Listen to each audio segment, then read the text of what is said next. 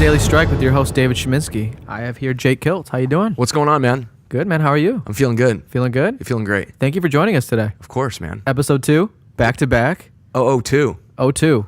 002. 002. That's right. Correction. That's right. 002. 002. Because you're going to be doing hundreds of episodes. Thousands. Thousands of episodes. Joe Rogan status. I wouldn't say Joe Rogan status, Okay. but definitely someone to look up to in that sense. Dude, I'm so happy to be here. No, I'm happy to have you, honestly. You're a very positive, eccentric guy. Thank you. You're known as the mayor of Naperville. That's right. I like to call you the man, the myth, the legend. The man, the myth, the legend. The people's champ. But I'm no legend because I'm like, there's no mystery here. It's all up. I'm transparent. It's all up front, man. And he has no haters, if you're I have wondering. zero haters. Seriously. I genuinely think I have no haters. Like, I don't think that anybody is like thinking about me negatively because I'm not flashy. I'm not some Gary Vee type that's like, go do this, go do that. I'm not pushing sales on my real estate business. I'm like a normal person, just being that I'm just naturally pretty optimistic and happy. And I'm just like kind of in the middle, you know, but I think like in a good way. I think people are attracted to personalities like that because I'm not acting, what's the word? Not douchey, but do you know what I mean? A fool? Yeah, I'm not acting a fool. Like I'm not. Just happy. I'm just genuinely happy. I genuinely love my life. Genuinely. Like when I go to sleep at night, like I love my wife. I love my house. I love my kids. I guess my dog's a little annoying. But other than that, like I'm good. Like everything is good. I love my job. Like everything is like perfect. I could use some more money, but like that's about it. You know, like everything's good. You're, like material wise, like Everything is good, man. Like That's good. Genuinely good. I understand about the dogs too. I got 2 dogs at Oh, home, I man. hate and 'em. Some days I wake up, I'm like, oh my God, I love you. And some days I'm like, dude, get the hell away from me. Yeah. My dog farts and it just stinks so bad. Oh, dude, one of my Tired of it. dogs, he's very emotional. His name's Prince, right? Prince. And I'll make this quick. Named after Prince? No, just because of the way he walks. He prances, Oh, so I just call him Prince. He reminds me of like a reindeer. And I love him to death, but he's a rescue dog, right? Yeah. And when we first got him, he was just scared of everything. I mean, a plastic bag, a leaf. Oh, yeah. You talk too Dishwasher. loud. If we turn on lights, even if the lights are on, my dog's like looking up constantly. Doesn't trust it. Does not trust it. Well, he's definitely grown up because we got another dog, which helped him open up a little bit more. But he's just really emotional. Like, like he's a boy. He's he's neutered. like a girl. He's like a girl, and I think he thinks he's a girl. Yeah. That's okay. I still love him, but he's Sure. just super emotional. Yeah. Like everything is so serious for him. I'm like, dude, you're a dog. It's not that serious. You don't pay bills. You just eat, shit, piss, and sleep. That's all you do. But he has like that long, like that Yeah. face, like he's been working his whole entire life, and he's been getting cheated on by his wife, and he's been divorced 6 times. Like he looks like he's lived a long life. Yeah. It's just so funny. And then I got my other dog, Bella. American Akita, great dog, super love. She's just goofy and kind of dumb, but she's just loving life. Yeah. You got 2 different aspects with dogs. You got the polar opposites there. Literally. I think Prince is a support dog. He's my support dog. Yeah. And I think he needs a support dog. And that's why we bought Bella, because I was like, So you got a support and then a support on top of the support. Yeah. Oh boy. But let's kind of jump back into the right topic. Yeah, But- yeah. So the goal of this podcast really is just to get to know you as a person. Yeah. And get to know you with your business and as an entrepreneur. So we're going to jump right in. So who is Jake Kilts? If someone wondering, like they Google Jake Kilts. Usually when you type in Jake Kilts in Google, what pops up is the man, the myth, the legend. There's a big website on it. I set it all up. 15,000 for the website. You know, the whole deal. No, I'm just kidding. I am a real estate agent. We're going about things a lot differently than most agents do. Actually, there's no agent that's doing what we're doing. We're marketing ourselves. There is 0 sales to our business. The only thing that we are doing is we're creating value in the community by creating these local events where we bring in local businesses and we just get a bunch of people together and do raffles. And we did one at the DuPage Children's Museum where we had Daniel Tiger come, and we're doing a home expo. So we're doing things completely differently. I kind of think of it as like a lighthouse. Like we're positioning ourselves here. We're not reaching out to people. we're actually we're attracting people to us. Like signaling them almost. Yeah, we're bringing people into our sphere because we're doing so much interesting stuff. And then that way they're asking us to do business with us because they already know, like, and trust us without us. Some people we have a genuine connection with. Some of them we don't even know yet, but they know us. So the ability to scale on social media and all these other places and letting people know who you are before you even interact with them gives you so much leverage in whatever you're selling, because when they come to you, they know what you're selling, they know what you're doing, and they've already said yes to the whole thing. So you're just there to facilitate and help the sales process go. I mean, basically it does like 75% of the work. Just Yes. simply by building those relationships Yes. and being genuine, and the other 25% will fill in itself. The only problem with it is it's long term. So a lot of people, when you start doing this, it takes a long time. It's a long time. It's like a patience game. Like you're just sitting there waiting. Nothing's happening. And all of a sudden, boom, you hit one. Boom, you hit another one. Boom, you hit another one. And I just don't think, especially in real estate, people are looking. Real estate agents buy Zillow leads. They're at the end of the sales cycle. They're ready to buy now. And, and they're like ready to sell. We're doing complete opposite. It's all branding. It's all, front end people. We're meeting people that are not even in the home purchasing process for the next 10 years, sometimes 5, sometimes 2, sometimes, next month. But we're getting people of all aspects in the sales cycle, and we're not selling them. I don't know. It's just amazing. You just go to sleep at night feeling good because you haven't sold anybody. You're not manipulating anybody. They just know who you are and they just want to do business with you when they're ready. Because you're the people's champ. That's right. The people's champ. That's awesome. So to kind of jump into like the entrepreneurial route, what brought you here? I mean, down the long road of life, Yeah. all the experiences and working experiences you've had, what brought you here to this point? Gosh, I mean, how far do I go back? So originally, when I was in middle school, high school, and all that, I have a huge family of, I think there's like 100 of us in our family. Wow. We literally have to rent a warehouse to like have a family gathering. That's how big it is. And every single male in my family's in construction. Every single one has done hard labor, waking up at 4 a.m. They're, pouring concrete, like hardcore stuff, building houses. And I did it, and I tried to do it, and I hated it. I hated every minute of it, and it just wasn't me. And but I just kind of thought like that was just my destiny. That's just like how things worked out. And I wasn't good at school. I just didn't know where I was doing. And I read a book called Rich Dad Poor Dad. Have you heard of that? I have heard of that. Robert Kiyosaki.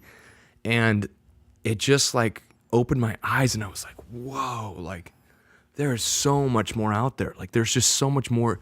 There's so many different ways to do things. Before like personal development was a thing, like I was personal developing. Like I was reading Robert Kiyosaki. I was trying to figure out like taxes when I was like 16, like trying to figure out how to invest and like different ways to invest and like all these different things. And then I was in Colorado and I was trying to do car sales because I wanted to learn how to sell. That was horrible. It was the worst experience of my life. That's probably why I'm going complete opposite of sales, is because I did car sales and it was just like, nope, that's not for me. Like, no way, I'm not doing that. And then I did a landscape business. I've never worked for a company except for my dad's construction company. And he's like, you're coming to work. And I'm like, okay, You have no choice. I have no choice, but we made good money. So it wasn't like bad, but I've never worked for Subway or, been a waiter or anything like that. Nothing. And, so I did a landscape business. I was doing great. I took kind of like a little bit of the sales process, from car sales into the landscape business. So I was like showing the numbers and like, here's this and here's this. And, we were doing bush trimming jobs for like 6 hours and we were getting like $1,000 bucks. And I'm like, oh my gosh, this is crazy. And I was making a ton of money. And then winter hit and I was like, oh crap, now what do I do? So I started to, oh, that's a lie. I did work for a company. I worked for AIS and I did welding. I was a millwright guy for about 6 weeks. I almost had an entire, it was at the Skittles factory in, it's like an hour, not west of here, hour west of here. And there was a huge tub where they fill all the Skittles in, like probably like a 500-gallon tub, and we were milling the legs on it, and the two legs popped out, and I was under it, and it almost freaking fell on me. Oh, wow. And almost killed me. And I was like, nope, never doing this again. Will not do this. No way. We had a kid on the way. We had no money. Like, we had no idea what we were doing. And I was like, what do I do? And that's when we started real estate. My wife was like, you should do real estate because of the Rich Dad Poor Dad. And so I started real estate, and man, everything clicked in my brain. Like, this is exactly where I need to be. This is exactly what I need to do. My brain was just thinking like, okay, so we can do this for marketing. We can do this, like just figuring out all these different things and ways to do things. I'm naturally an artist. So just like being able to express myself in that way was so just like spot on, because like it's an open canvas. Like you can market yourself any way that you want. You can just figure it out. And so I started doing real estate, man. And it's just been exactly what I wanted to do. Interesting. Yeah. Interesting. I honestly, excuse me, I didn't really get too into real estate until recently, like past year and a half. And girlfriend and I have been talking about like, buying a like a apartment like setup and renting out this and that, just talking numbers, whatever. But it's interesting. I still have a lot to learn about it, but I mean, it's just very, very interesting business. Here's a tip for young entrepreneurs. Anybody that's young that has not bought their first house and is thinking of buying a house. If you're single, this is perfect. Maybe if you're dating somebody, this is perfect. If you have a family, it might not work. Here's what you should do. You should buy a 4-unit complex somewhere around here in a good area. You rent 3 of them out. So let me back up. So you buy a 4-unit. How you get your loan? There's 2 different loans. There's a conventional loan, like a regular personal home loan that you can get.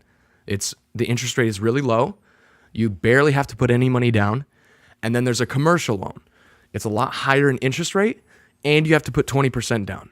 So if you buy this 4-unit and you live in one of them, and then you rent the other 3 out, which they should be rented already, and you can find a good agent, I know one, that can rent them out for you. You already know the track record of the house, so it's not like you're getting into like this huge mystery of something. And so you rent it out, and instead of you buying a house that makes you 0 money, you're buying a 4-unit that actually makes you money. You don't pay a mortgage, and your mortgage is getting paid down 4 times faster than it would on a regular home. 4 times faster. So you're literally putting money in 4 times as much, because any home that you buy, essentially there's equity in it. That equity is like a piggy bank.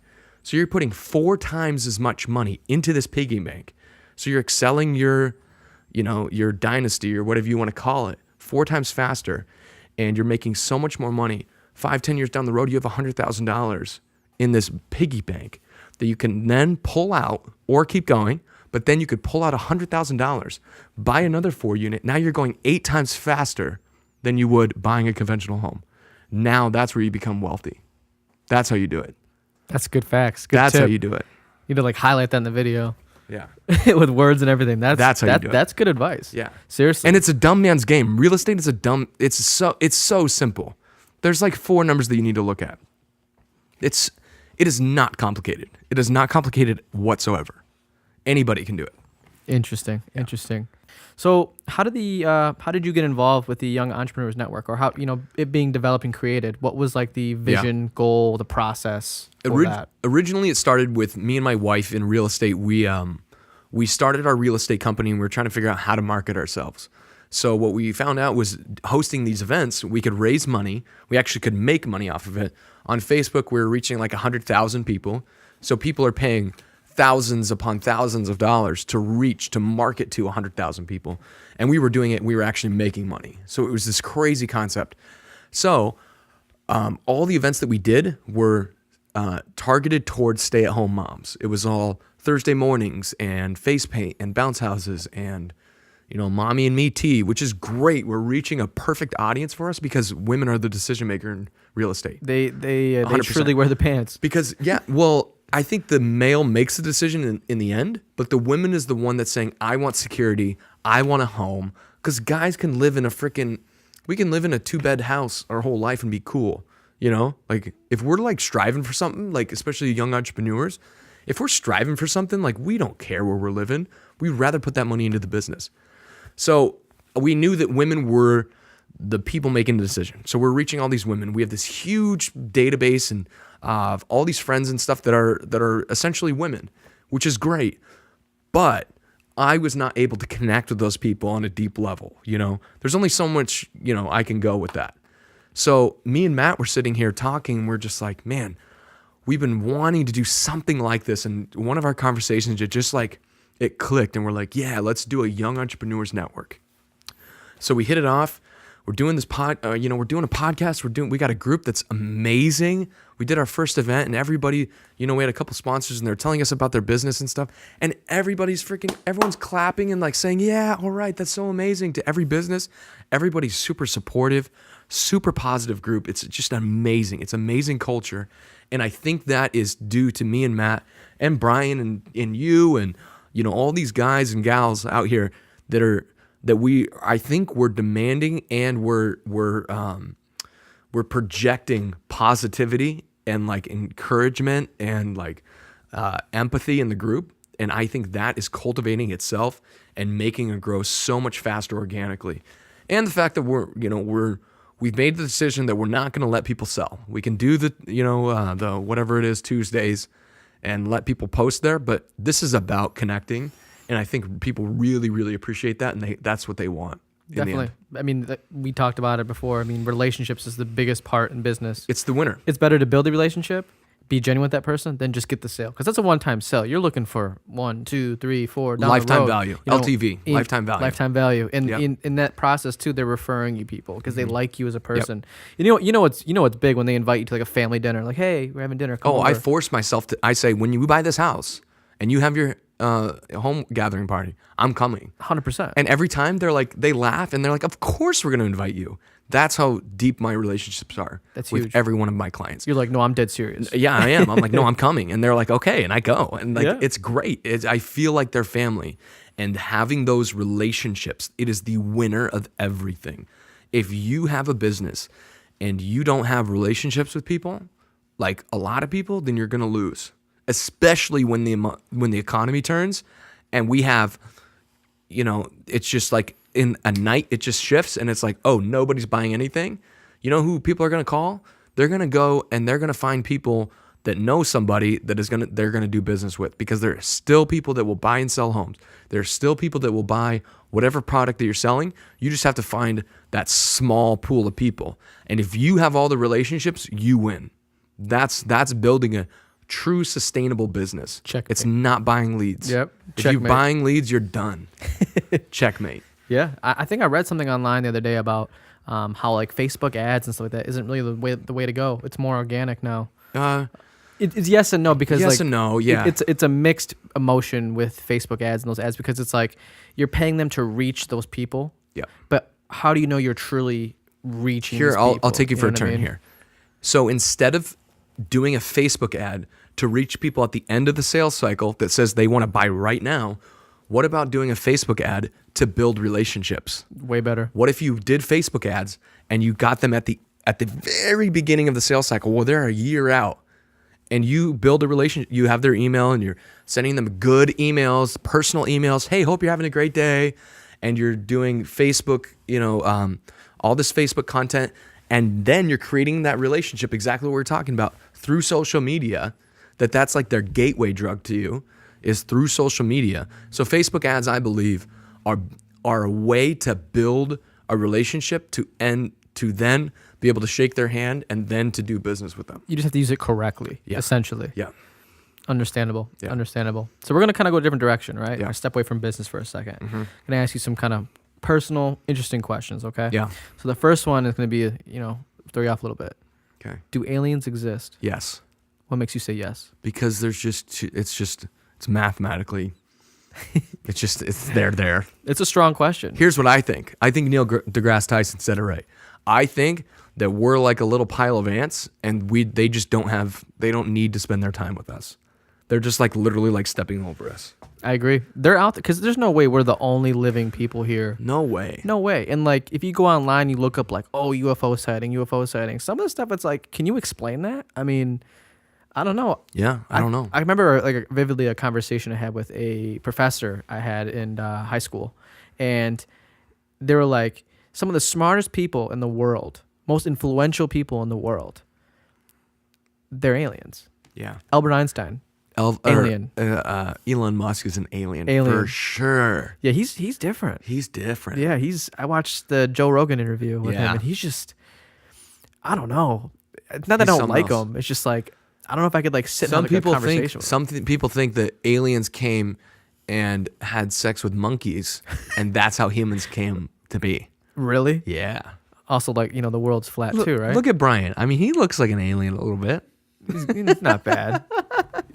Disguising himself pretty well. Yeah, he is. Or Matt kind of looks like an alien. Yeah, look at that. The reason, Aliens do exist. I think so, and the reason that really that question got sparked in my brain is because I saw something about Area 51 or whatever, and I was just like, what are they hiding in Area 51? It's a really tough cookie to talk about, but Yeah. that's what really sparked the question, because it's like, what do we really know? You know what I mean? Because I don't know. I'm just what I believe, but I really want to know if they're real out there, because if they're real, I want to talk to them. I'm I just want to meet them. bummed that we don't get to like go out in the universe, because it's like another 100 years, and like we're flying everywhere in the universe. It's like, man, we're gonna like miss it by a little bit.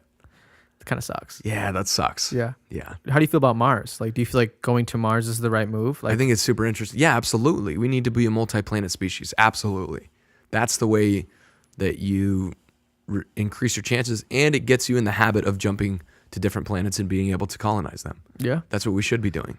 That's what mold does. That's what you should be doing. We're like, seriously like mold. That's all we are. Is we're just like an organism that is growing, and we use the resources, and then we need to jump somewhere else so we don't die. Very true. I mean, because if you look at the way we're going right now with the planet and things that are going wrong, I mean, pollution, plastic in the water, and all this crazy stuff, it just makes you think, like, are we going to stop and try to fix this? What I think is going to happen is I think Elon Musk is going to get us to Mars. He's going to get these people to live on Mars, and then the Earth is going to collapse. The whole thing's going to collapse, and those people are going to colonize Mars enough where there's enough people, and they're going to revisit back to Earth and recolonize Earth. That's interesting. Yeah. And then it's going to be more harmonious. You think a lot of people are going to die in the process? Yeah. It's going to happen. Yeah, it's definitely going to happen. I think a lot of, I'm not even going to sit here and say like I'm better than everybody, but I think a lot of us are blind to what's really going on. I'm really big into minimalism. Yeah. It's really hard with kids. But there's this, I think it was a YouTube video or something where they do zero plastic homes. Like they live with zero plastic. And I think that's really, really cool. That would be really cool to have zero plastic in your home. They like take mason jars and they go to like these certain stores and they like, pour your nuts into it, and then you pour your, I know what you're talking about. you know what I mean? And Yeah. so it's like all glass, and I don't know, it sounds like a utopious way to live. Definitely. You just feel good. You just feel good about it. No, definitely. Especially with, it's like a lot of restaurants are starting to take a stand against straws. Yeah. Like some restaurants, they look at you, wait, if you ask for a straw, like, are you serious? There's business or restaurants. I thought of the idea, and then we looked it up, and it's already a thing. Like sustainable restaurants where they have like a farm in their restaurant, like on top, Oh, wow. where they like grow plants and things, and then they like have animals on the side, and they literally only cook with the food that they have there. So it's like essentially like homegrown food. It's literally that at the restaurant. That's grown awesome. Food. That's awesome. That'd be really cool. I mean, you're taking your whole dining experience to another level. Yeah, Literally. and your costs are way down. Yeah. Your costs are maybe not, but I don't know. I I think it's a cool idea. No, definitely. I mean, like I said, dining experiences are changing over the world. I mean, you can literally cook your food at the table. There is, I mean, you're eliminating the chef at that point. Hashtag BlackRock. Hashtag BlackRock. They'd appreciate that shout out later. But yeah, similar to BlackRock, you cook your food right at the table. Yeah. Boom. And there is no. Some people hate that. Some people are like, I'm not going to a restaurant to make my own food. Then why did you come here? Yeah. It's like our staple. Exactly. That was part of the problem working there. Man, it just people would walk in and I don't know why I'm here. Why do I have to cook my own food? Like, well, it's part of the experience. It's It's part an of the experience. experience. Yeah, it's an Are you experience. here to have a well done burnt burger? Yeah. Or are you here to have a good steak? Like, what are you here to do? It's You an know what I mean? experience. But I'm gonna stop giving them enough clout. So let's kind of jump into we're speaking about the planet, the world, Mars, stuff like that. Yeah. What are some things that bother you about the world right now? Things going on. I mean, what are some things that really just kind of grind your gears? The biggest one that grinds my gear is people that are selling themselves. It drives me nuts because I see the light that you don't have to do that. It just is creating a world that we're not interested in. Nobody wants to hear about your MLM product. Nobody wants to hear about it. Facebook is flooded. Literally It's flooded. every It's 5 too minutes. much. Yeah, you scroll and it's another guy with like another long super post like, "Are you sick of your job? Are you sick of this? Are you sick Yeah. of this? Watch my webinar or whatever." And like you check the webinar out, and like I've checked out a couple of them It's because you too never much know. sales. It's too much sales. And the There's thing is, not though, enough value. they're like, "Oh, well, I could help you do this, but you have to invest X amount." Uh-huh. And I'm like, "Well, aren't you trying to help me make money? I need Like, you to give me $30,000 and I will give you my free ebook. I need $5 billion and I'm gonna build a wall." Yeah, it's crazy. It is. It's not I wish there was less sales. I wish people could like grasp what I'm grasping right now, at the ability to give people what they want and then them give you what they want. And then them give you what you want. It's like a mutual thing rather than It's just building relationships and like these events. Like we are literally giving an event. We are putting on an event where people are getting free stuff or getting whatever they want. We're giving to them, and then they know who we are, and then they're doing business with us. I wish that people would stop selling and just give true, meaningful value to whatever community they're a part of, and in turn, your business will work, and we'll have less spammy ads on Facebook and Instagram and all that stuff. I agree. Life would just be better. Do you believe in the law of attraction? Like speaking things into existence No, almost? not really. I don't think so, because you can't sit on your couch and just say like, this is gonna happen. This is gonna happen. Yeah, I mean, It's just you can't. I believe that if you're looking for something, you see the opportunities in it. you got to take action. Yeah, but I think it's more about educating yourself and like becoming that person. And like I understand the principles of it and it makes sense, but to the extreme, like I read the book and it was like, I just started thinking that I was going to get money in the mail, and all of a sudden I was getting money in the mail. Yeah, that's not how it works. That's not how it works. No. But at the same time, like if you genuinely believe that like I am going to become the best whatever entrepreneur that is on the planet, and you just like stick to that, You work it. and then so every action that you take is in line with that.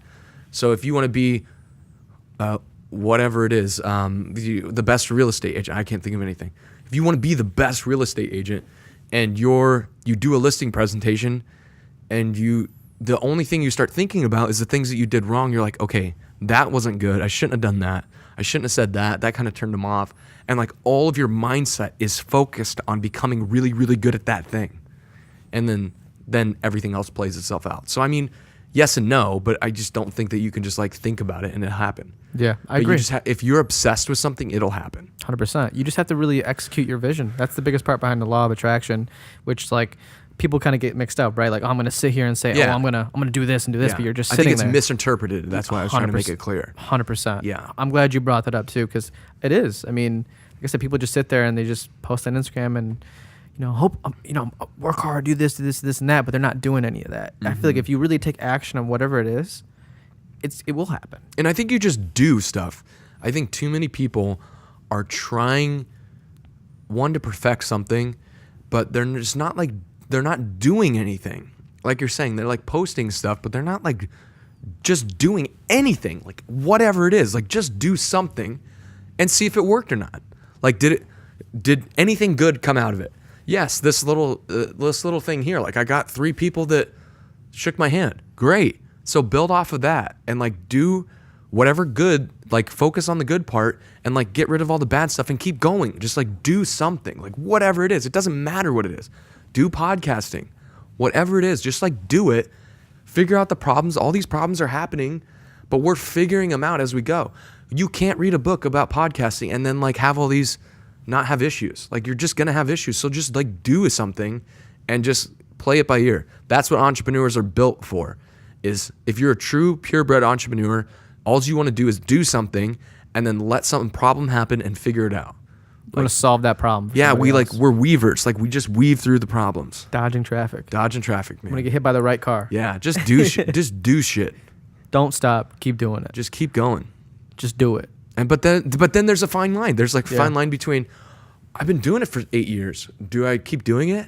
Well, that's when you say like Well, there's patience to it, but at the same time, like we just started this group, and not to like toot our own horn, but like there's already 200 people in this group that are active members, and we had 50 people at this event. Like if you're doing something right, the market will tell you that you're doing something right. If you're not giving enough value, if you're not giving enough to people, the market will be silent. And you have to kind of learn from that and apply it. You know, Yeah. fix fix the flaws, and you know what I mean. So if you've been doing it for 20 years, then it's probably a good idea to, and nothing's happening, and it's probably a good idea to stop and Abandon ship or change something. keep changing. Yeah. Yeah. Keep doing. Keep changing. Yep. Keep learning. Yep. Keep reiterating. Excellent. Excellent. Excellent. That's right.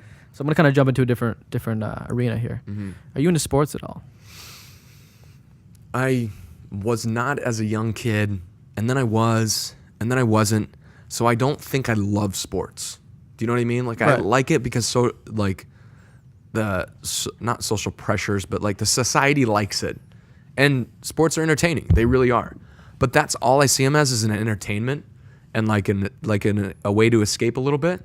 But I'm not invested into like any team or anything like that. I just don't have time. Right. I just don't. It's just not that important to me. I used to I still love sports, but I used to love sports. Where you knew everyone. My buddy was like that. He's like, oh my gosh, yeah, this third round pick, he did this and he did this, and his stats are the X, Y, and Z and all this stuff. You know what that sounds like to me? Who? And it's like I used to be that guy that have all the jerseys or whatever there. Yeah. It just sounds like you're their bitch. Yeah. Honestly, part of my language, but that's just what it is. Yeah. I used to be that guy where I'd have their jerseys. You're and this excited and about that. someone else's stuff. Yeah, but why not your own stuff? But it's not. Yeah, everyone thinks it's theirs though. They think it's their team. Yeah. But it's not your team. You're not playing.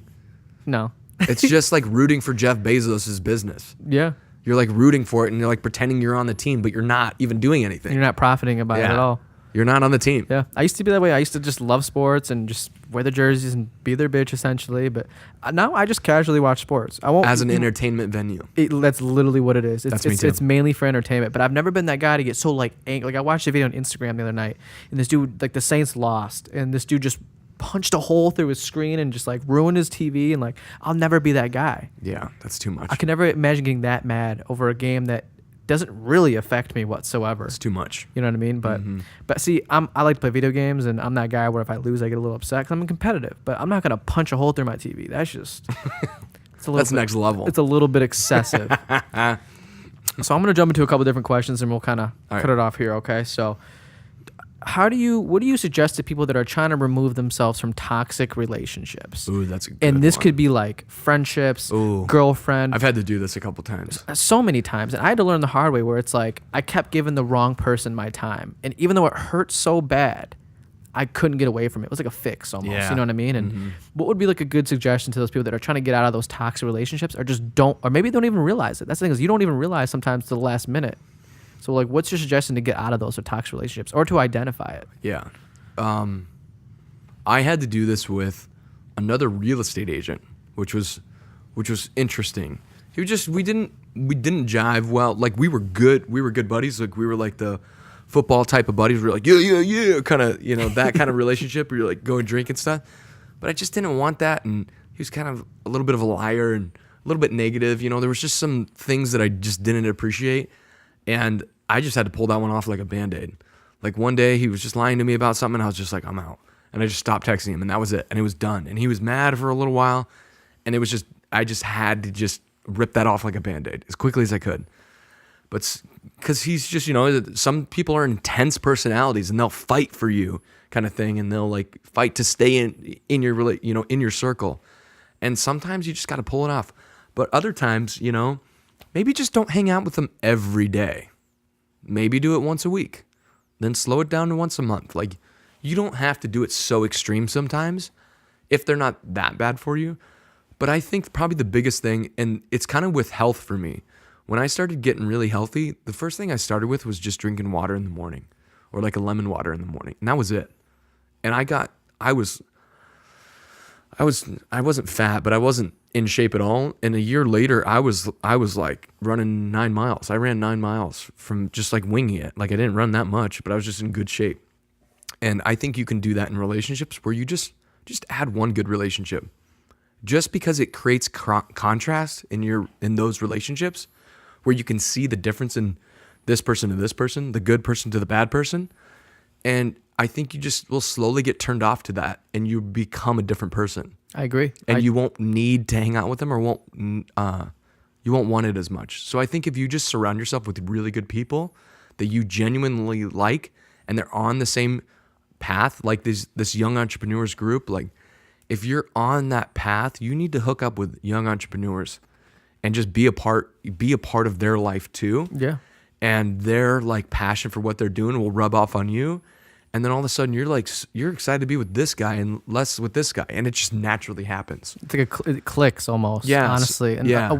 Honestly, like what I realized too is, do these people add value to me? Mm-hmm. Like, are they like, not necessarily like I have to benefit from them, but like, do I genuinely feel like a better person being around these people? Yeah. Cause like I've been that kid, and I'm sure you can relate, where you've been around the wrong people and you didn't realize it because you're just trying to fit in or whatever it was, you know what I mean? But like I had to learn the hard Or you way. like hanging out with them.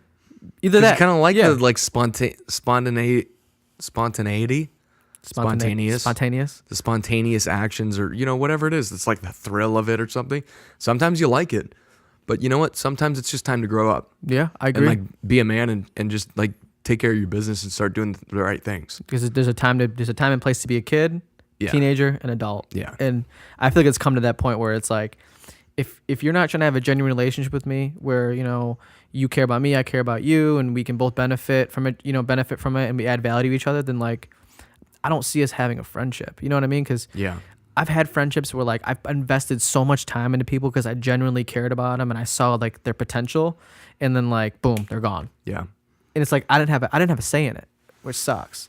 But like dealing with toxic relationships, I just feel like learning what's toxic and what's not, and who adds value and who doesn't, has definitely helped me, not only as an entrepreneur but as a person. And I Yeah. think that's important for people listening, is learning to identify those toxic people and removing them. Yeah. Because I mean, those toxic people, at the end of the day, they don't really want to see you go any farther than you're trying to go. They kind of want you to stay at the same, at a standstill or whatever. So I feel like something you have to learn on the road. Yeah, I think just getting around people that are like-minded, that are doing the same thing you're doing, or just finding cool people. Just finding cool people, and you'll see that you will want to hang out with those people less and less and less.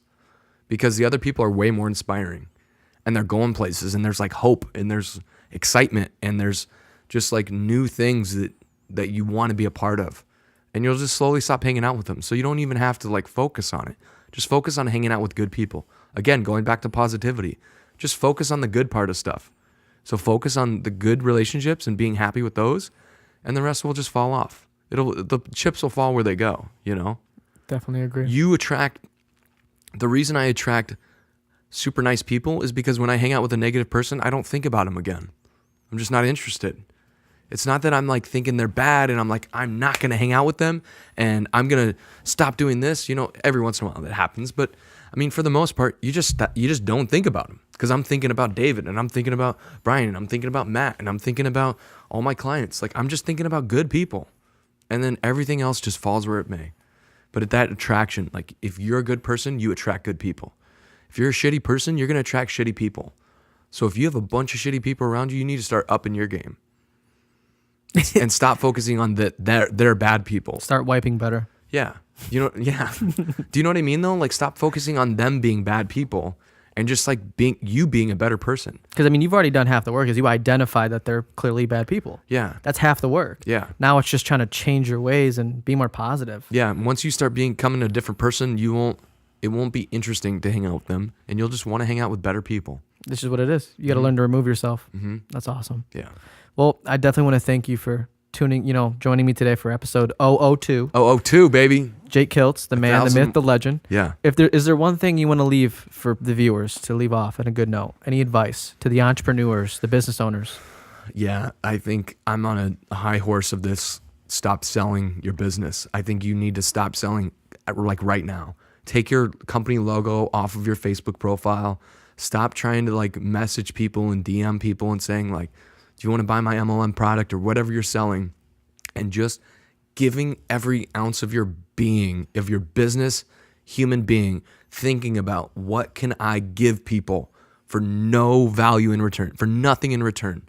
And sooner or later, if you do that to enough people, you will have more business than you could ever possibly message and beg people for business. other people are going to be begging. Your clients are going to be begging for your business. It's going to flip. So just give so much as you possibly can. And people will feel indebted to you for the rest of their life if you give them more than they could ever ask for. You have it there. Jake Kilts, the man, the myth, the legend. Boom. Thank you guys for tuning in. That was the Daily Strike. Your host, David Cheminsky.